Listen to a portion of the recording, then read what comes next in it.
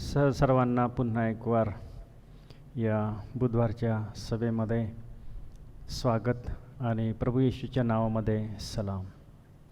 आपण आजची बुधवारची सभा सुरू करत असताना सुरुवातीला प्रार्थना करू आणि आजची भक्ती ही देवाच्या हातामध्ये आपण देऊया. हे आमच्या थोर गौरवी बापा, तुझ्या नावाला आम्ही धन्यवाद देतो, आम्ही तुझी स्तुती करतो, तुझ्या नावाला मान महिमा आणि गौरव देतो, कारण तू आमचा थोर जिवंत देव बाप आहे. पुन्हा एक वार प्रभू आम्हाला ह्या बुधवारच्या प्रार्थना सभेमध्ये भक्तीमध्ये तू आणलेला आहे, एकत्र केलेला आहे या माध्यमाद्वारे.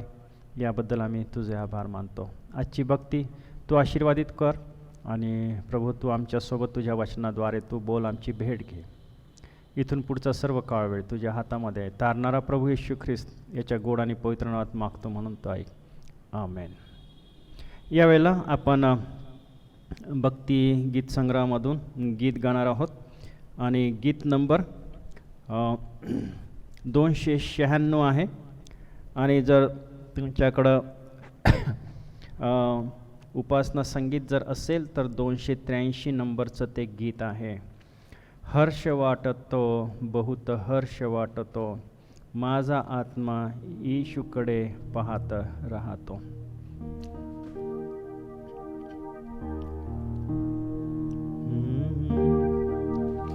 हर्ष वाटतो, बहुत हर्ष वाटतो,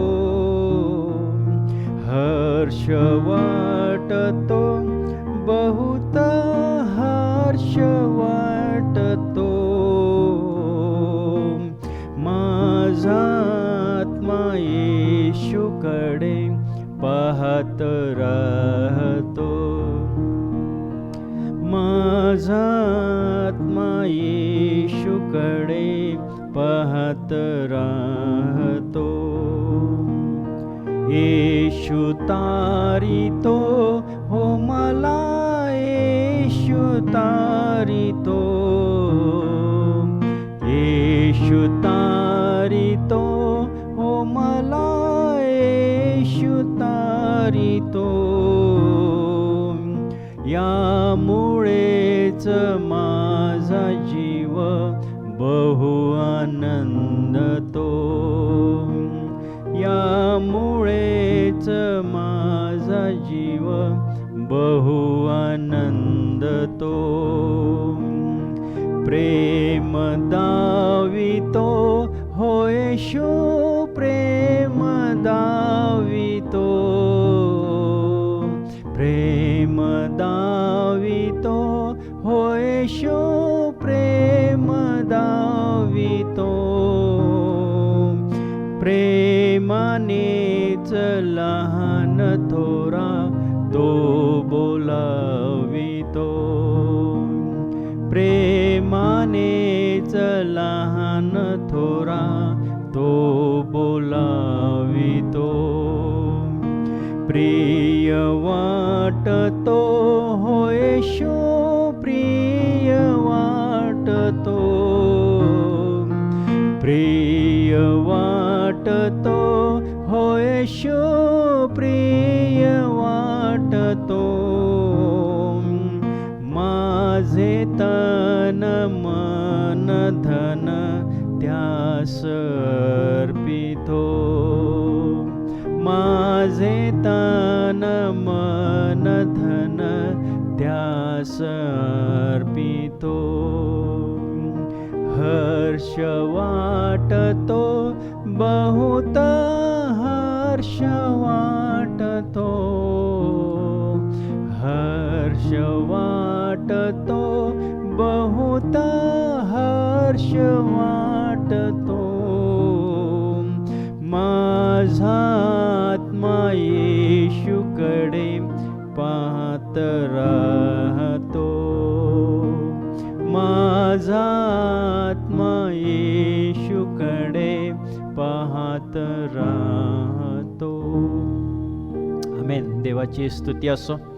आज या संध्याकाळच्या वेळेला आमची दृष्टी ही प्रभू येशू ख्रिस्ताकडं लागलेली असावी, वचनाच्या द्वारे आणि फक्त वचन ऐकत असतानाच नाही, तर आमचं नेहमी आमचं लक्ष हे देवावर, प्रभू येशू ख्रिस्तावर हे केंद्रित झालेलं असावं, यासाठी की आम्हाला चांगलं जीवन जगता यावं, यासाठी की आम्हाला त्याची जी उत्तम आणि ग्रहणीय अशी जी योजना आहे त्या योजनेमध्ये लक्ष देऊन आम्हाला ख्रिस्ती जीवन जगता यावं. देवाची स्तुती असो.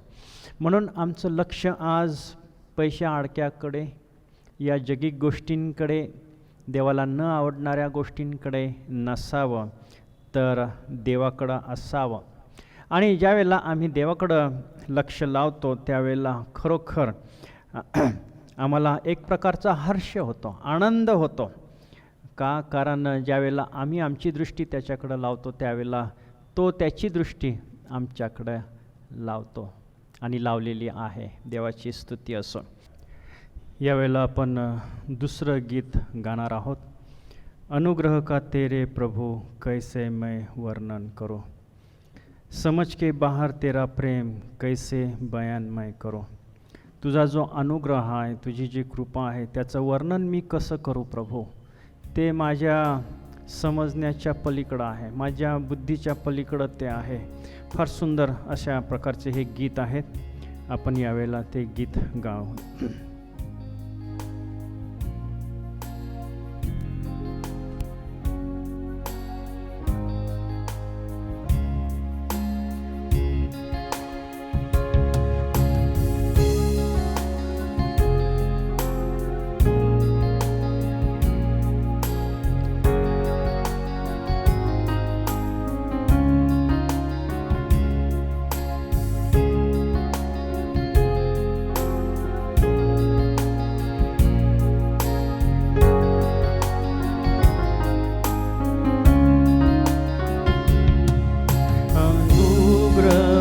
तेरे प्रभु कैसे मैं वर्णन करूं, समझ के बाहर तेरा प्रेम कैसे बयान मैं करूं. अनुग्रह का तेरे प्रभु कैसे मैं वर्णन करूं, समझ के बाहर तेरा प्रेम कैसे बयान मैं करूं. दया का जो पैना उतार मैं गाऊं उठा के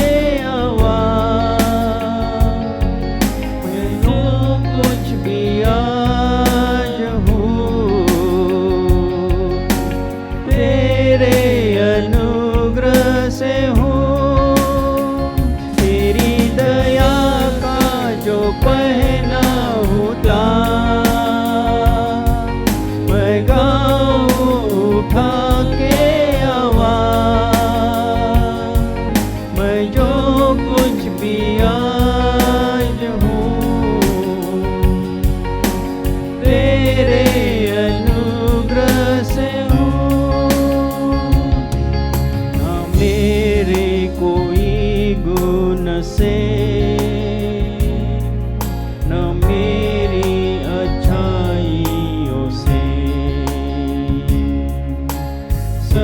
कुछ है मुझको मिला तेरे अनुग्रह से. मेरे कोई गुण से, न मेरी अच्छाइयों से, सब कुछ है मुझको मिला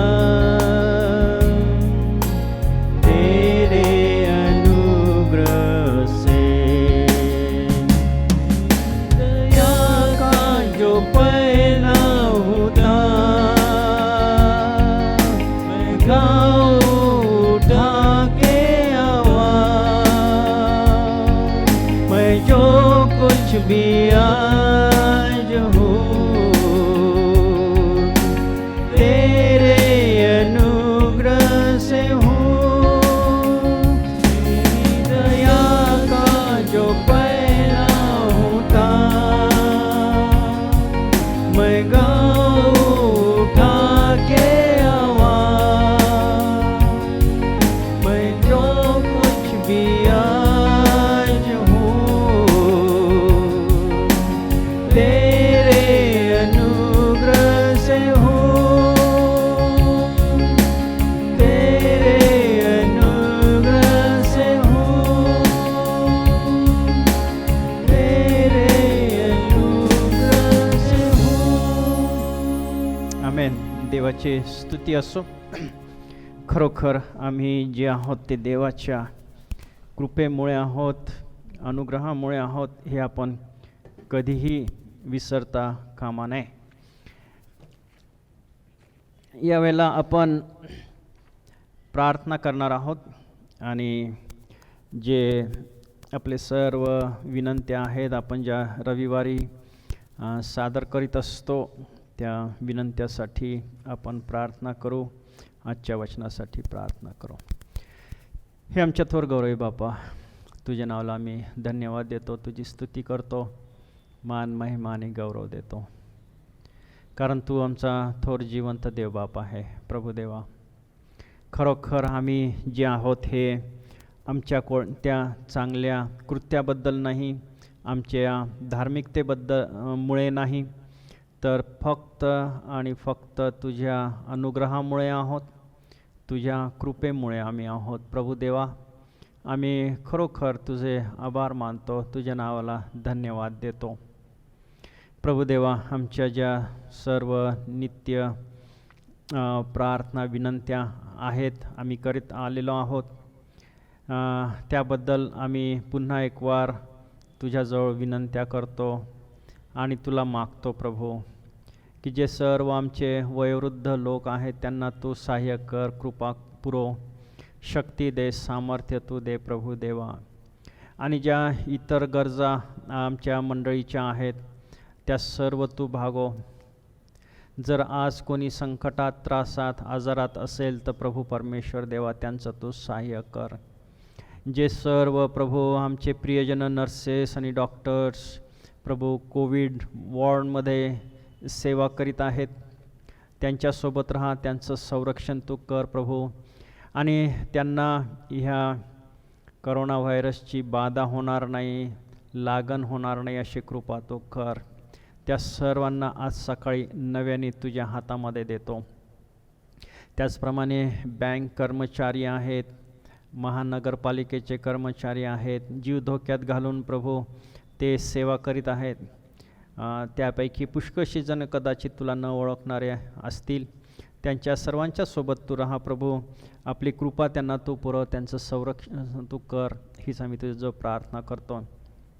आणि प्रभू परमेश्वर देवा, आम्ही तुला ही विनंती करतो की हा करोना व्हायरस प्रभू आमच्या देशामधून, आमच्या औरंगाबादमधून, महाराष्ट्रामधून आणि संपूर्ण जगामधून तू काढून टाक. तुझ्याजवळ हात जोडतो, तुझी प्रार्थना करतो प्रभू देवा. आणि जे औषध उपचार प्रभू नवीन नवीन निघत आहेत त्याबद्दलही आम्ही तुझे आभार मानतो. आणि विशेष विनंती करतो की जे खात्रीशीर आहे, जे खरंच प्रभू योग्य आहे, लागू होणारं ते आहे, ते समोर येईल प्रभू आणि लोकांपर्यंत पोहोचेल असं होऊ दे. त्यामध्ये कोणत्याही प्रकारचा काळा बाजार होणार नाही, चुकीचे प्रभू औषधं दिल्या जाणार नाही असं तो होऊ दे. ही संपूर्ण बाब आम्ही तुझ्या हातामध्ये सोपवून देत आहोत. प्रभू देवा, ये तुझं जे वचन आहे ते देखील तू आशीर्वादित तू कर, ते सांगण्यासाठी माझं सहाय्य कर. आणि तू जो आज संदेश प्रभू आज आमच्यासमोर आणलेला आहे तोच मी बोलावं, तेवढंच मी बोलावं, म्हणून विशेष करून प्रभू माझ्या सर्व विचारांचा तू ताबा आपल्या हातामध्ये घे. योग्य वेळी योग्य शब्द तू मला दे आणि आजचं वचन तू आशीर्वादाचं तू कर. तारणारा प्रभू येशू ख्रिस्त याच्या गोड आणि पवित्र नावात ही प्रार्थना केलेली म्हणून तो ऐक. आमेन. पुन्हा एक वार आपण देवाच्या वचनाकडं वळणार आहोत. आणि काही दिवसांपासून आपण रविवारी आणि बुधवारच्या सभेमध्ये देखील आपण प्रश्न घेत आहोत आणि त्या प्रश्नाचं काय उत्तर आहे बायबलमधून हे बघण्याचं आपण प्रयत्न करीत आहोत. तर आज आपण बघणार आहोत लूका सुवर्तमान याचा अध्याय 6 आपण काढू. लूका सुवर्तमान याचा अध्याय 6 आणि 46 पासून तर पुढे मी आपल्यासाठी वाचतो आहे. सर्वांच्या परिचयाचा हा अध्याय किंवा हा दाखला असेल. मी वाचतो आहे. तुम्ही मला प्रभू प्रभू म्हणता, पण जे मी सांगतो ते का करीत नाही. जो कोणी माझ्याकडे येतो व माझी वचने ऐकून त्याप्रमाणे करतो तो कोणासारखा आहे हे मी तुम्हास दाखवितो. तो कोणा एका घर बांधणाऱ्या मनुष्यासारखा आहे. त्याने खणीत खोल जाऊन खडकावर पाया घातला. मग पूर आला तेव्हा ओक त्या घरावर आदळला, तरी त्यामुळे ते हलले नाही, कारण ते मजबूत बांधले होते.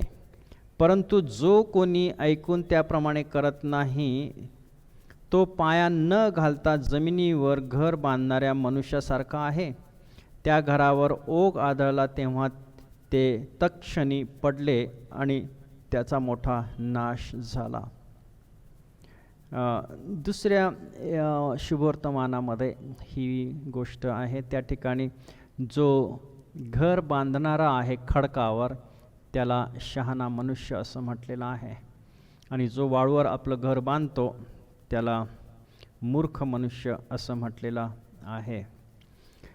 तर आज आपण ह्या दाखल्यामध्ये पुढे जाण्या अगोदर जो महत्त्वाचा एक प्रश्न आहे त्याच प्रश्नावर आज आपले विचार आपण ठेवलेले आहेत.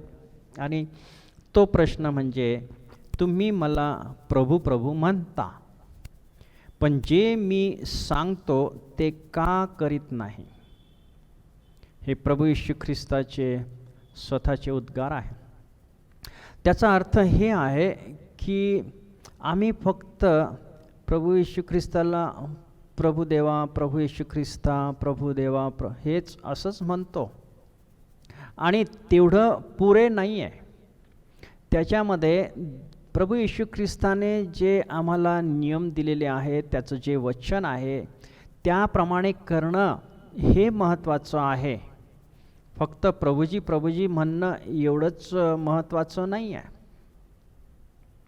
आणि आज पुष्कळसे असे लोक आपल्याला आढळून येतील, दिसतील, की जे फक्त देवा देवा, प्रभू देवा, प्रभू प्रभू, येशू येशू एवढंच म्हणतात, पण त्याच्या पलीकडं मात्र ते पुढे पाऊल टाकून त्याच्या आज्ञा पाळणं, त्याचं वचन ऐकणं, त्याच्या इच्छेप्रमाणे जीवन जगणं ह्या गोष्टी मात्र त्यांच्या जीवनामध्ये नाहीत.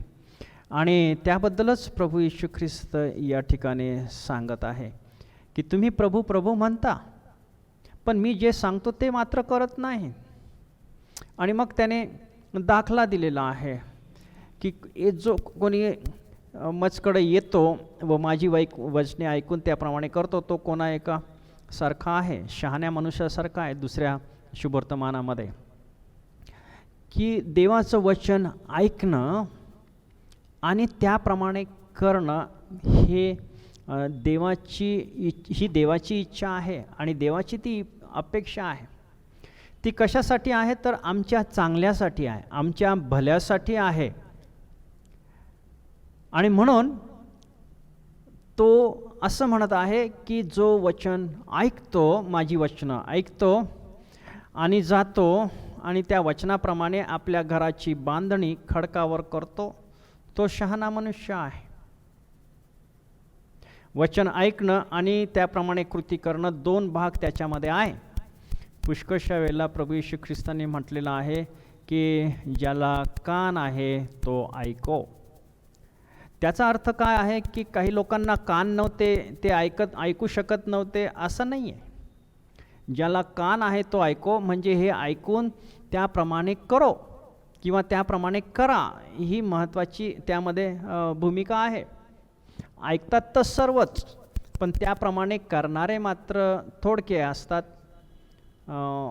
हे आपल्याला दिसून येतं.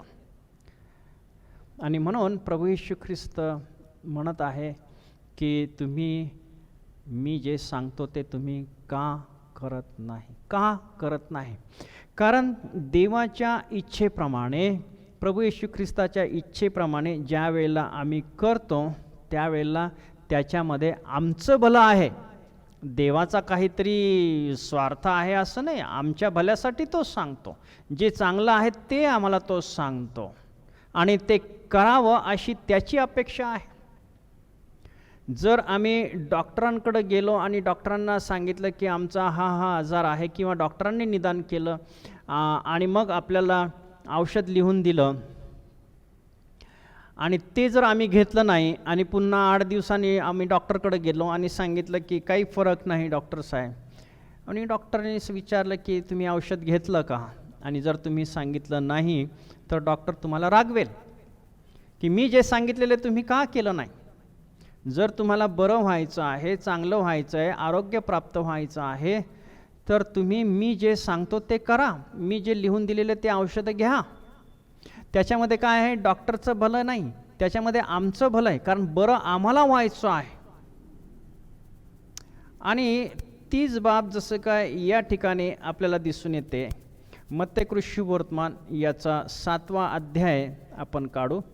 मत्तेकृत शुभवर्तमान 7वा अध्याय आणि 21व्या वचनामध्ये काय म्हटलेलं आहे, मला प्रभुजी प्रभुजी असे म्हणणाऱ्या प्रत्येकाचा प्रवेश स्वर्गाच्या राज्यात होईल असे नाही, तर जो माझ्या स्वर्गीय पित्याच्या इच्छेप्रमाणे वर्ततो त्याचा होईल. स्वर्गीय पित्याच्या इच्छेप्रमाणे वर्तन करणं, त्याचा प्रवेश देवाच्या राज्यामध्ये होईल, स्वर्गाच्या राज्यामध्ये होईल असं सांगितलेलं आहे. फक्त प्रभुजी प्रभुजी म्हणणाऱ्यांचा होणार नाही. म्हणून त्याची इच्छा जाणून घेणं आणि त्याच्या इच्छेप्रमाणे करणं हे आमच्या जीवनामध्ये आद्य कर्तव्य आहे. आणि मी सांगितल्याप्रमाणे की त्याच्यामध्ये आमचं भलं आहे, त्याच्यामध्ये आम्हाला लाभ आहे, त्याच्यामध्ये आम्हाला आशीर्वाद आहे. कारण देवाच्या इच्छेप्रमाणे करणं, मनुष्याच्या नाही. पुष्कळच्या वेळेला मनुष्याच्या इच्छेप्रमाणे करण्याचा प्रयत्न करतो, त्याला खुश करण्याचा प्रयत्न करतो. उदाहरणार्थ एखादा जर अधिकारी असला तर, आणि त्याला माहिती असतं की जर माझा अधिकारी जर खुश झाला तर मला बेनिफिट मिळतील, माझ्यावर काही कृपा होईल, कदाचित माझं प्रमोशन होईल. यामुळं तो आपल्या अधिकाऱ्याला खुश ठेवण्याचा प्रयत्न करतो आणि तो सांगेल त्याप्रमाणे तो काम करतो. तशाच प्रकारे जर आम्हाला सार्वकालिक जीवनाचं वतन मिळायचं आहे, त्या देवाच्या सहवासामध्ये जायचं आहे, तर या ठिकाणी प्रभू येशू ख्रिस्ताने जे आम्हाला सांगितलेलं आहे करायचं ते करणं अतिशय महत्त्वाचं आहे. आणि आत्ताच आपण वाचलं मत्तेकृत शुभवर्तमान याच्या 7व्या अध्यायामध्ये 21व्या वचनामध्ये सांगितले की स्वर्गाच्या राज्यामध्ये कोणाचा प्रवेश होईल, जे माझ्या पित्याच्या इच्छेप्रमाणे वर्ततील त्यांचा होईल. मग पित्याची इच्छा कशी जाणून घ्यायची, आपण त्याच्याबद्दल मागे काही वेळेला बोललेलो आहे आणि वेळोवेळी त्याच्यावर बोलतो आहे की देवाची इच्छा जाणून जर आम्हाला घ्यायची आहे तर आम्हाला देवाचं जे वचन आहे हे आम्हाला देवाचं वचन वाचणं आणि फॉलो करणं फार गरजेचं आहे. देवाचं वचन पुष्कळ लोक वाचतात पण त्याप्रमाणे वागत नाहीत. पुष्कळ लोक त्याचा डीप अभ्यास करतात. कशासाठी तर कोणी जर मला प्रश्न विचारला तर मला सांगता येईल, किंवा मी कोणाला तरी प्रश्न विचारेल की बाबा असं असं इथं आहे, हे म्हणजे हे काय आहे तुम्हाला माहिती आहे का, आणि मी त्याला प्रश्न विचारेल आणि त्याला आला नाही तर तो घोटाळ्यात पडेल. आणि मग तो मला म्हणेल की बाबा तुमची फार डीप अभ्यास आहे, खूप छान अभ्यास आहे. लोक म्हणतील तुमचा फार अभ्यास आहे, किती चांगली गोष्ट आहे. लोकांची परीक्षा पाहण्यासाठी नाही तर हे जे वचन आहे ह्याचा लाभ आम्हाला स्वतः वैयक्तिक जीवनामध्ये व्हावा. हे वचन जे आहे हे आम्हाला कसं जीवन जगावं हे शिकवतं. देवाची इच्छा माझ्याबद्दल काय आहे हे शिकवतं. त्याच्यामध्ये देवाच्या आज्ञा आहेत, नियम आहेत. ते कशासाठी? तर आमच्या चांगल्यासाठी, आमचं जीवन शुद्ध आणि पवित्र राखावं यासाठी आहे. आणि म्हणून दावीद म्हणतो स्तोत्रकर्ता की हे देवा, मी तुझं वचन माझ्या मनामध्ये जपून ठेवलेलं आहे यासाठी की मी पाप करू नये. हा जो विषय आहे हा पुष्कळ गहन आहे, पुष्कळ मोठा आहे आणि आत्ताच एकाच वेळेला आपल्याला सर्व काही पाहता येणार नाही असं वाटतं. देवाची इच्छा माझ्या जीवनामध्ये काय आहे? आपण इर्मयाचं पुस्तक काढू. इर्मया ह्याचा 29वा अध्याय आपण काढू. इर्मया 29 काढू आपण.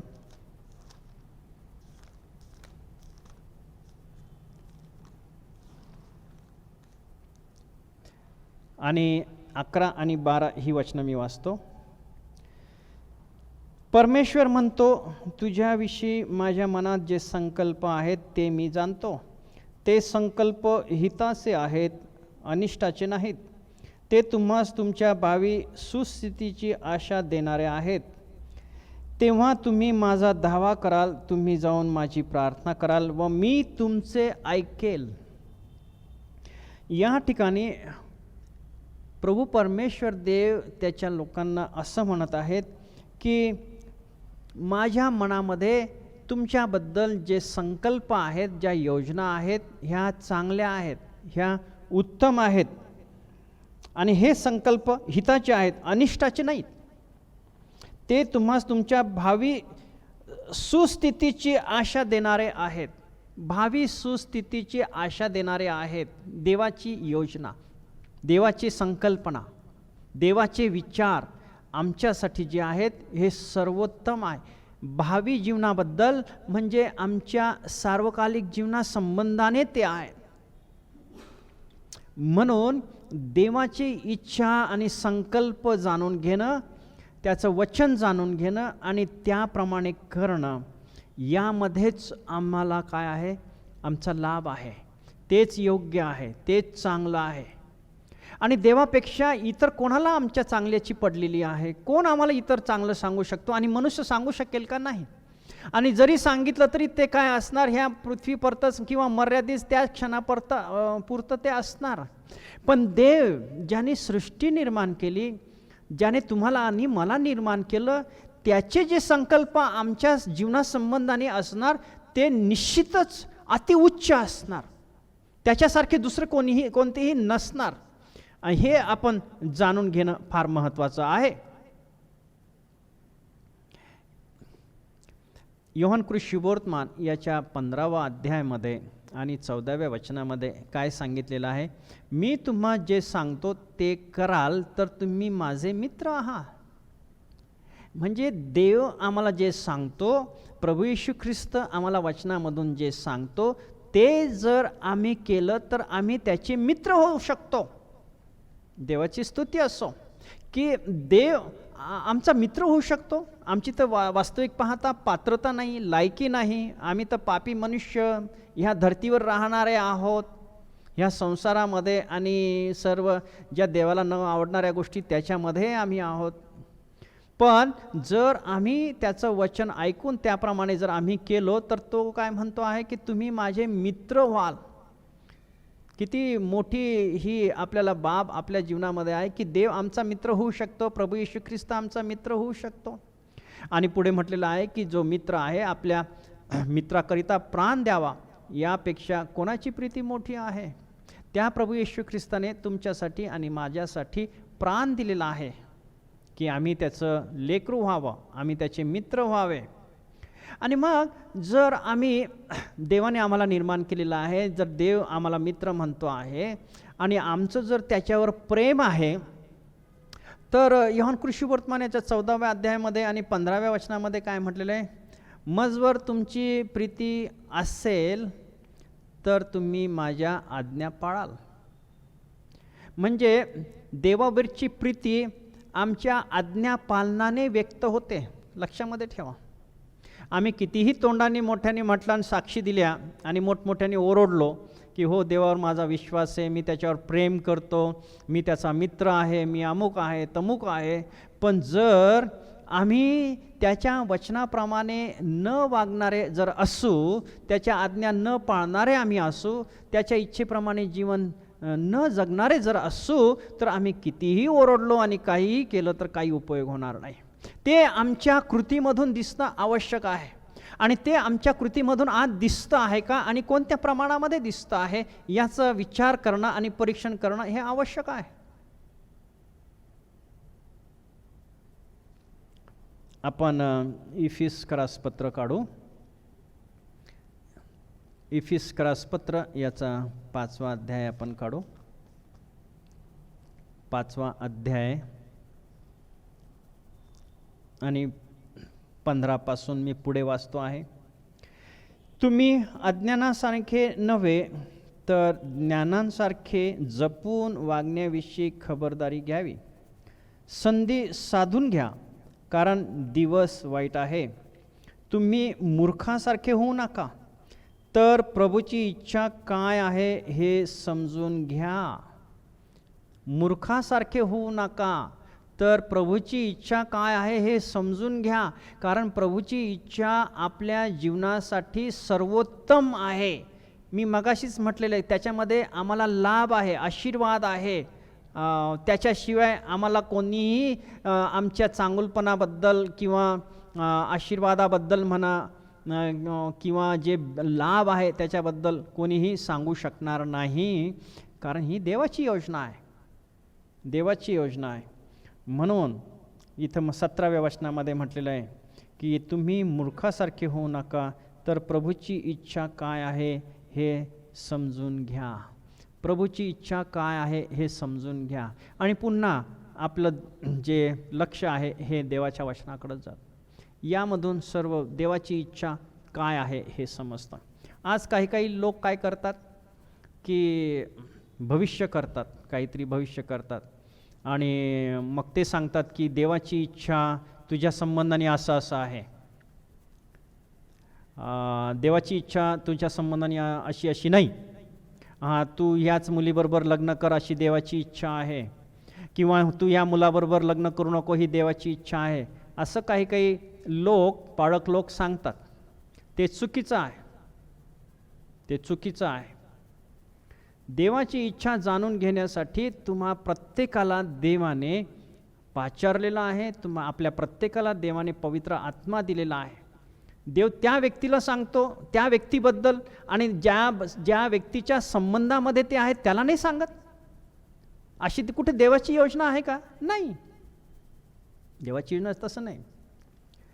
ज्याच्यामध्ये देवाची इच्छा आहे, ज्याच्या जीवनामध्ये काही घडावं व्हावं, ते देव त्याला विदित करेल आणि त्या पवित्र आत्मा त्याला चालवेल, मार्गदर्शन करेल. आपल्याला पवित्र आत्मा दिलेला आहे. मी एखाद्याला मार्गदर्शन करू शकतो, पण शेवटी प्रत्येक व्यक्तीला आपल्या जीवनामध्ये देवाची काय इच्छा आहे हे जाणून घेण्याचं गरज आहे. आणि ते वचनामधून आणि प्रार्थनेच्या द्वारे आम्हाला जाणून घेऊ शकतो.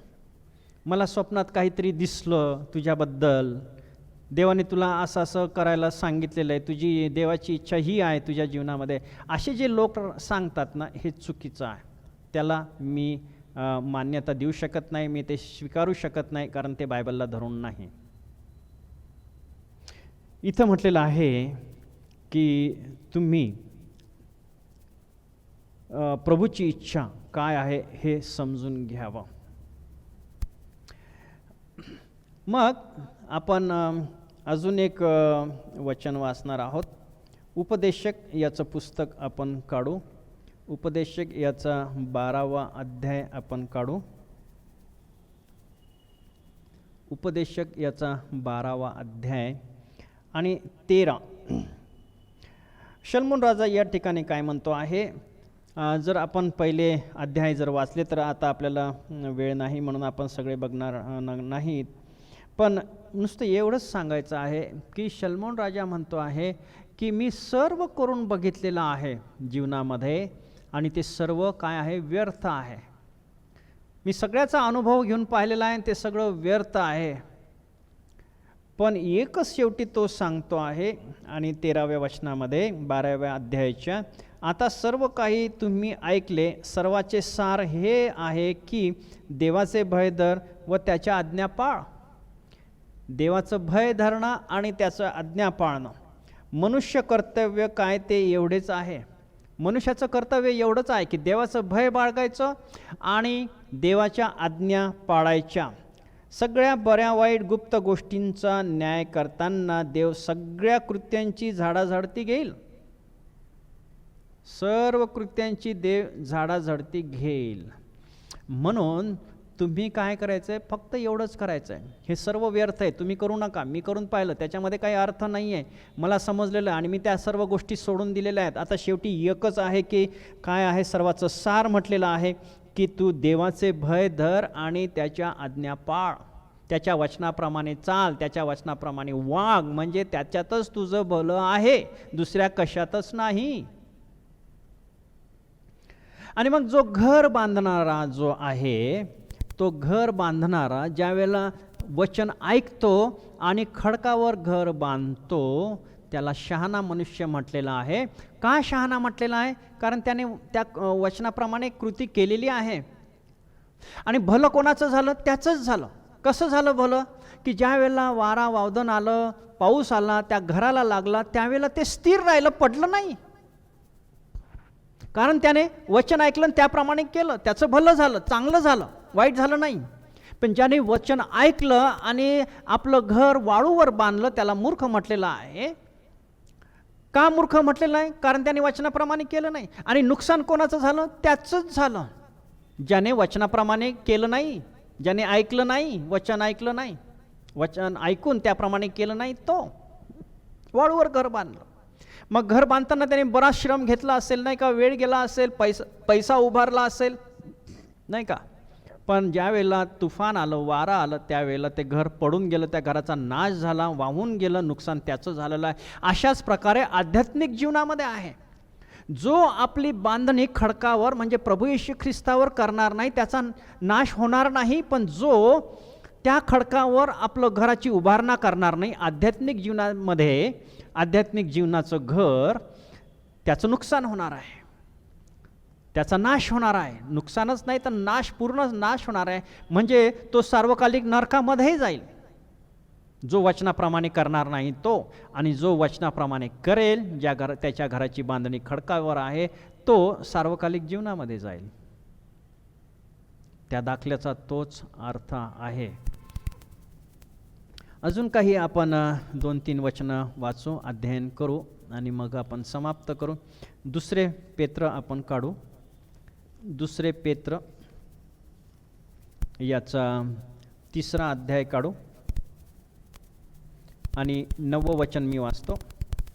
कित्येक लोक ज्याला विलंब म्हणून म्हणतात, तसा विलंब प्रभू आपल्या वचनाविषयी करीत नाही, तर तो तुमचे सहन करतो. कोणाचा नाश व्हावा अशी त्याची इच्छा नाही, तर सर्वांनी पश्चाताप करावा अशी आहे. प्रभू येशू ख्रिस्ताच्या येण्यासंबंधाने तर आहे. आणि पुढे शेवटच्या भागाकडं माझं आपलं लक्ष केंद्रित करण्याची माझी इच्छा आहे. कोणाचा नाश व्हावा अशी त्याची इच्छा नाही. मी मगाशीच म्हटलेलं आहे की देवाची इच्छा आमच्यासाठी कशी आहे? उत्तम आहे, चांगली आहे. आमचा नाश व्हावा अशी त्याची इच्छा नाही आहे, तर सर्वांनी पश्चाताप करावा अशी त्याची इच्छा आहे. कारण त्याद्वारे आम्हाला तारण प्राप्त होईल.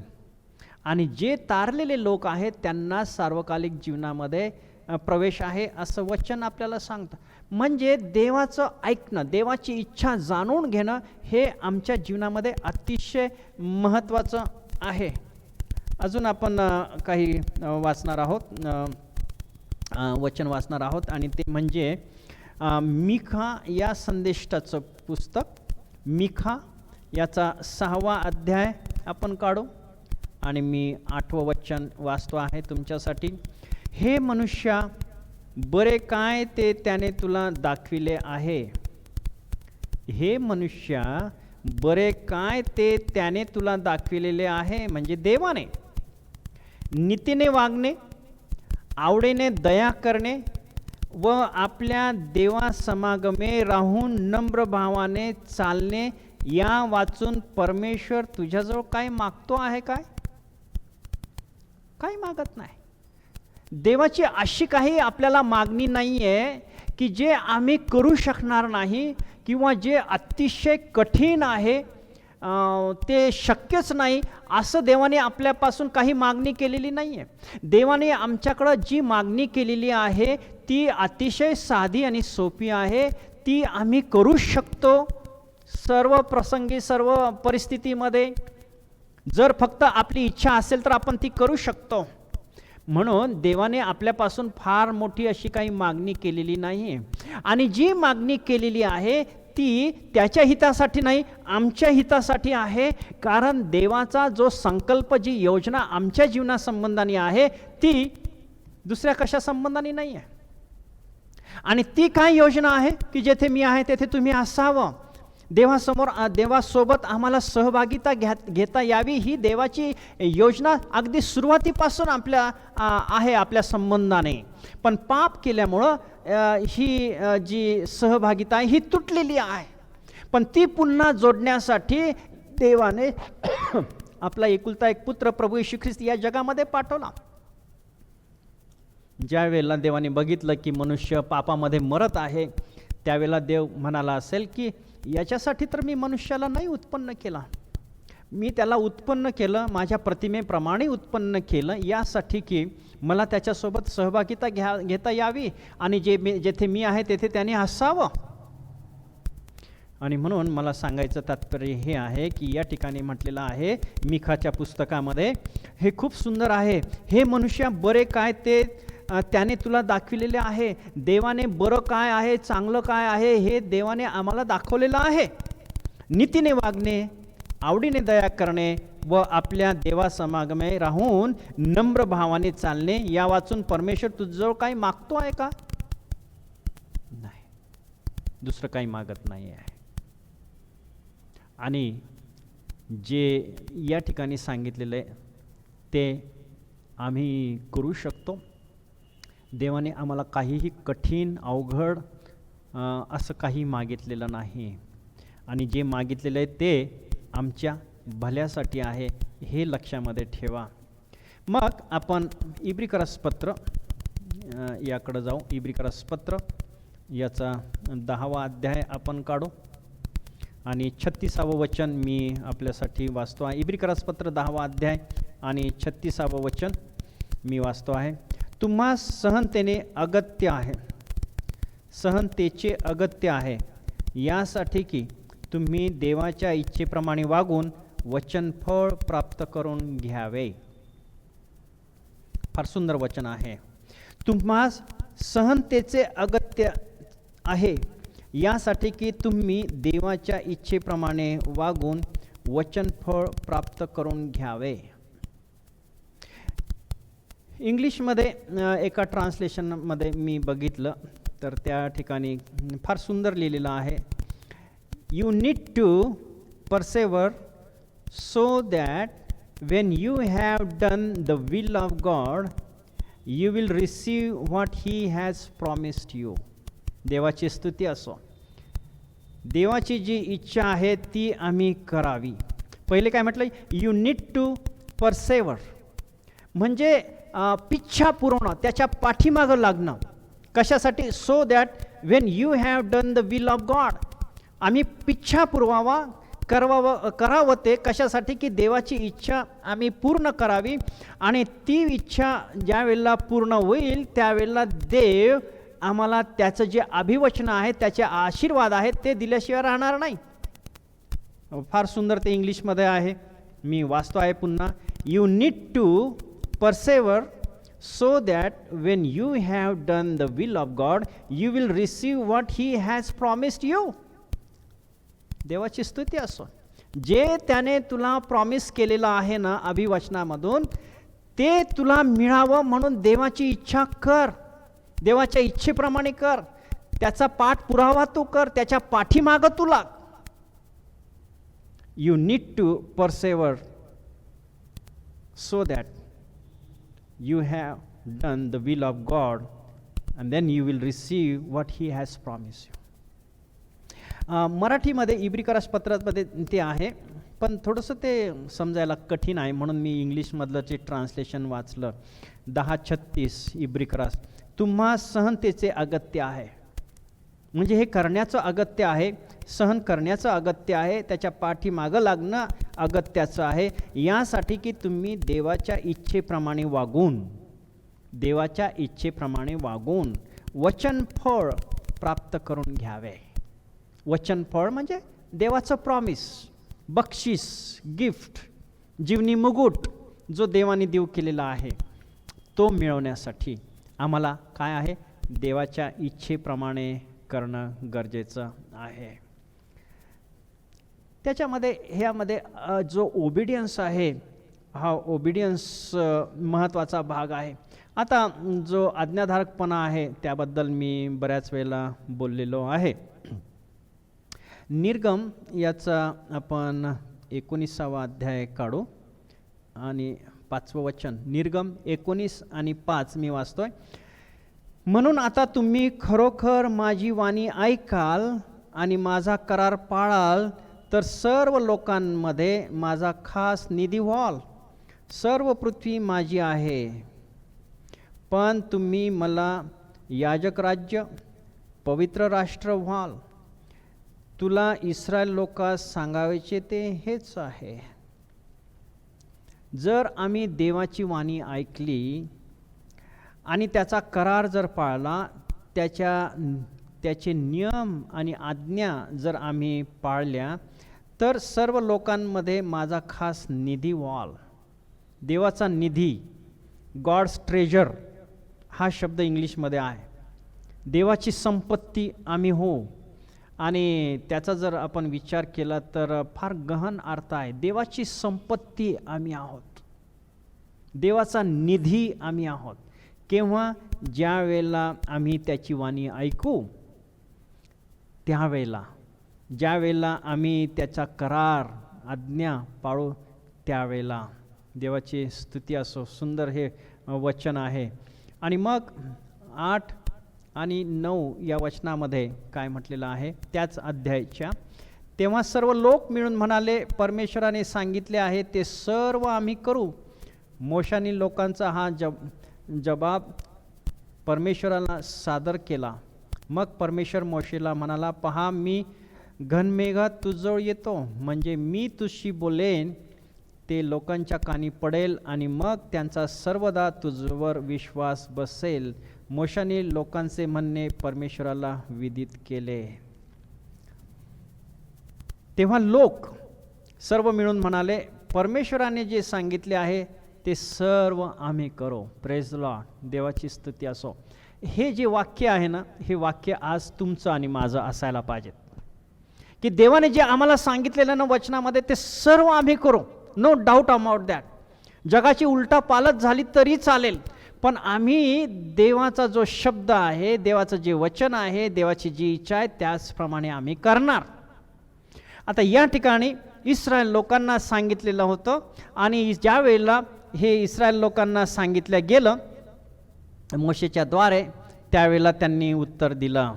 सर्व लोक मिळून म्हणाले, परमेश्वराने सांगितले आहे ते सर्व आम्ही करू. प्रियांनो, आज ते आमचं ध्येय असायला पाहिजे, की देवाने जे आम्हाला सांगितलेलं आहे, देवाने ज्या आज्ञा दिलेल्या आहेत, देवाने जे नियम घालून दिलेले आहेत ते आम्ही पाळू. मग काही पण हो, काही हो, कितीही कष्ट पडो, काही हो, देवाची आज्ञा आहे ना, मग ती आम्ही करणार म्हणजे करणारच. त्याला समर्पणाची गरज हवी आहे, त्याला समर्पणाची गरज हवी आहे. आणि जो मनुष्य समर्पण करेल ना, त्याला देवाच्या आज्ञा पाळण्यासाठी 10 हात जोडावे लागणार नाही, 10 सांगावं लागणार नाही की ही देवाची आज्ञा आहे तू कर. तो आपोआपच मनामधून ते करेल, कारण त्याचं प्रेम देवावर आहे. म्हणून योहान सुवर्तमानामध्ये आपण ते वचन वाचलेलं आहे, अगोदरच वाचलेले आहेत की जर तुमची प्रीती माझ्यावर असेल तर तुम्ही माझ्या आज्ञा पाळाल. फिनिश्ड. मग दशांश देण्यासंबंधाने असो की अजून कशा संबंधाने असो, देवाच्या आज्ञा आम्ही पाळणार म्हणजे पाळणार. हात जोडायची गरज नाही, आम्हाला सांगायची वारंवार नाही, गरज नाही.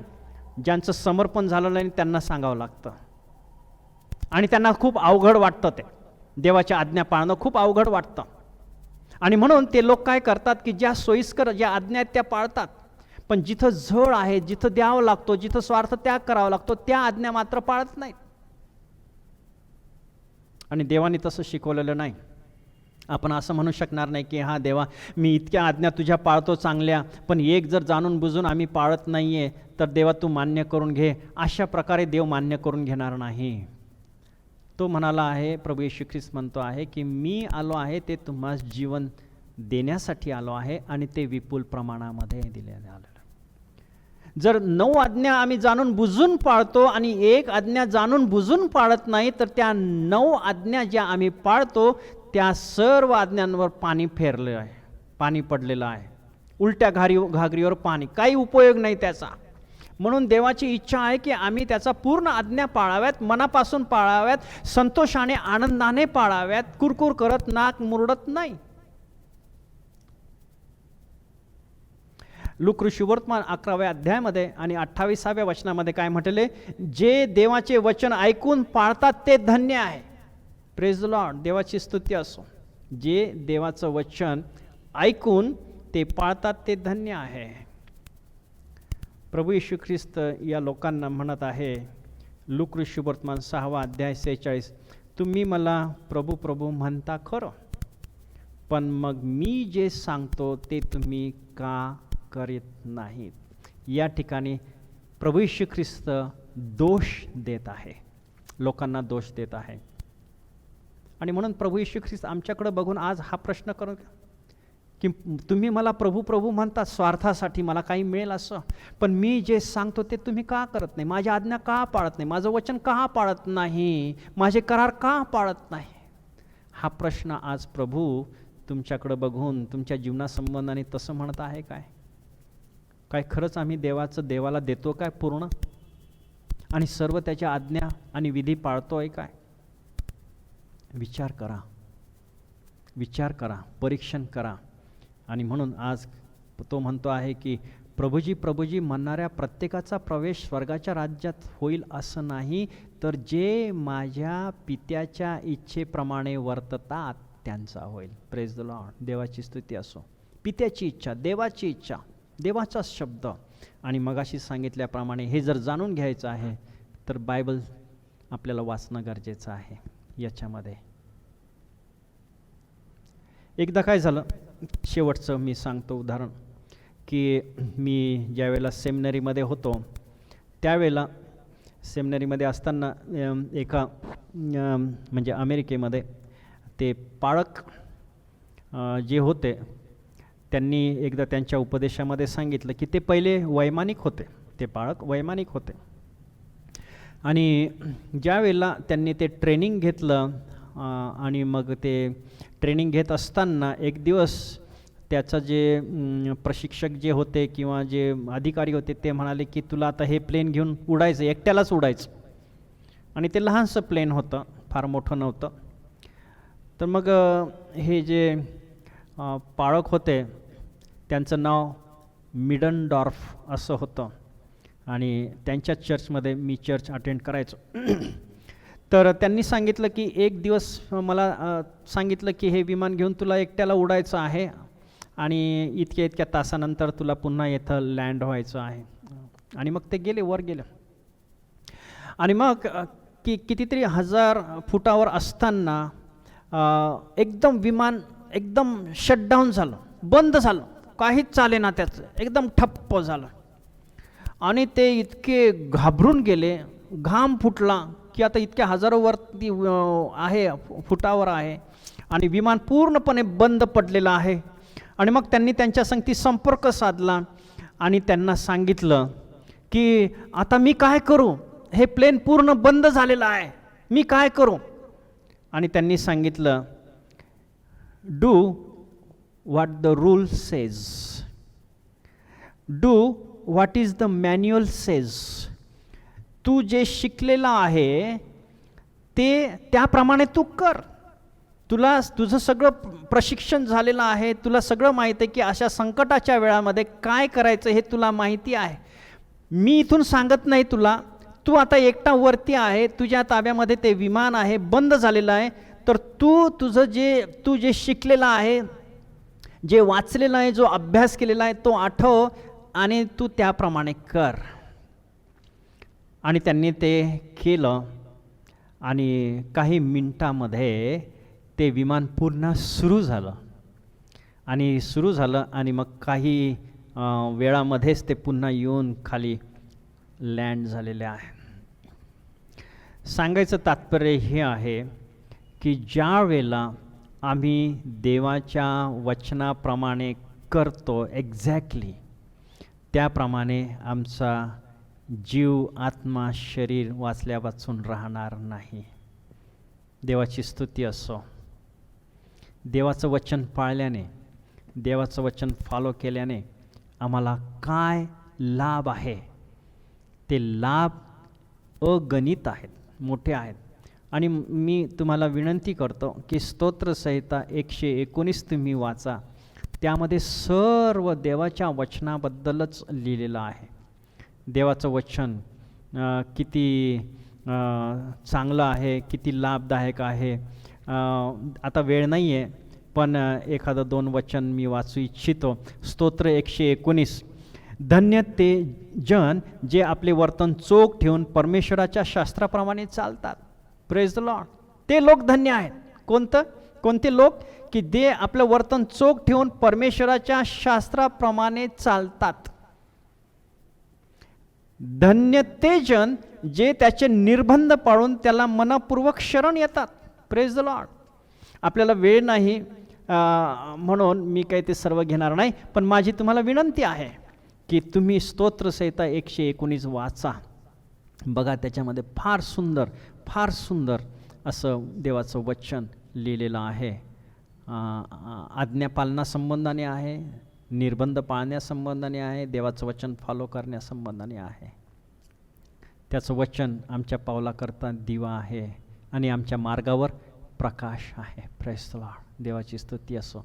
यासाठी की आमचा नाश होऊ नये, तर आम्हाला सार्वकालिक जीवन प्राप्त व्हावे. म्हणून प्रभू या लोकांना म्हणत आहे की तुम्ही नुसतं प्रभू प्रभू म्हणता, पण ते काही कामाचं नाही, ते काही उपयोगाचं नाही, ते काही लाभाचं नाही, त्याच्यामध्ये मला काही फार आनंद होतो असं नाही आहे. पण ज्या वेळेला तुम्ही त्याचे वचन पाळता, त्याचे निर्बंध पाळता, त्याच्या आज्ञा पाळता, त्याची इच्छा समजून घेण्यासाठी ते वाचता आणि त्या इच्छेप्रमाणे करता, त्याच्यामध्ये देवाला काय आहे? संतोष आहे, आनंद आहे. देवबाप करो तुम्हाला आशीर्वाद देऊ. प्रार्थना करो. हे देवबापा, तुझ्या नावाला आम्ही धन्यवाद देतो, तुझी स्तुती करतो, मान, महिमा आणि गौरव देतो.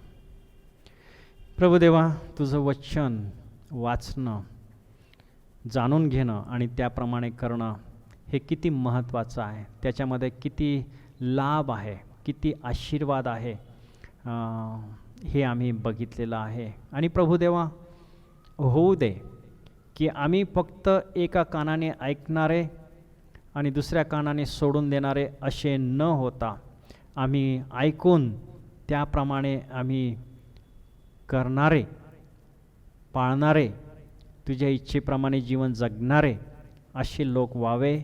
म्हणून प्रभू आम्हाला तू सहाय्य कर, तुझी कृपा पुरव, तुझी शक्ती आणि सामर्थ्य आम्हाला तू दे.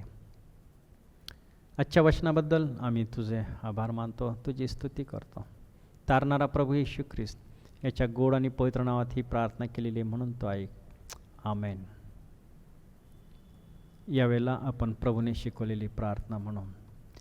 हे आमच्या स्वर्गातील पित्या, तुझे नाम पवित्र मानले जाओ, तुझे राज्य जसे स्वर्गात तसे पृथ्वीवरही तुझ्या इच्छेप्रमाणे हो. आमची रोजची भाकर आज आम्हास दे, जसे आम्ही आमच्या ऋण्यास सोडले आहे तसे तू आमची ऋणी आम्हास सोड, आणि आम्हास परीक्षेत नकोस तर वाईटापासून सोडे, कारण की राज्य, सामर्थ्य आणि गौरव ही सर्व काळ तुझीच आहे. आमेन. देवबाप करो तुम्हा सर्वांना आशीर्वाद देव. आपण पुन्हा एक वार रविवारी सकाळी 10 वाजता याच चॅनलवर भेटणार आहोत. तोपर्यंत सुरक्षित रहा, आशीर्वादित रहा. God bless you. Bye bye.